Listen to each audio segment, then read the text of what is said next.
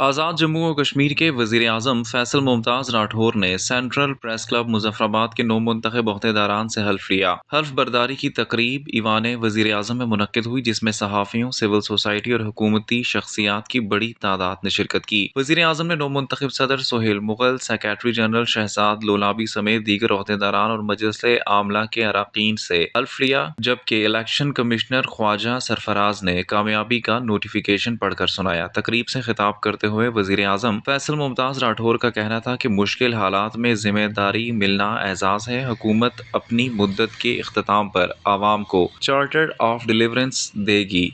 उन्होंने कहा कि रियासत के हालात माजी की निस्बत बेहतर हुए हैं और हुकूमत आवामी फलाह के लिए अमली इकदाम कर रही है। वज़ीर आज़म ने सहाफ़त को एक मुक़द्दस पेशा करार देते हुए कहा कि मस्बत और जिम्मेदार सहाफ़त ही बाशऊर माशरे की बुनियाद है। उन्होंने मकबूजा कश्मीर में सहाफ़ियों को दरपेश मुश्किलात और ख़वातीन रहनुमाओं को दी जाने वाली सज़ाओं की भी मज़म्मत की। उन्होंने कहा कि हुकूमत सहाफ़ियों की फलाह के लिए इकदाम कर रही है। जर्नलिस्ट कॉलोनी के लिए ज़मीन का मसला हल कर लिया गया है, जबकि जल्द ही डिजिटल मीडिया पॉलिसी को हतमी शक्ल दी जाएगी। वज़ीर आज़म ने सहाफ़ी बरादरी के लिए 10 लाख रुपए की खुसूसी ग्रांट का ऐलान भी किया। इस मौके पर नौ मुंतखब सदर सोहेल मुगल ने खिताब करते हुए कहा कि सेंट्रल प्रेस क्लब मुजफ्फराबाद एक अहम नुमाइंदा इदारा है, जिसकी आवाज़ दुनिया भर में सुनी जाती है, जबकि सहाफ़ियों के लिए हुकूमती इकदाम को सराहा। तकरीब में सीनियर सहाफ़ियों, साबिक अहदेदारान और हुकूमती नुमाइंदों ने भी शिरकत की।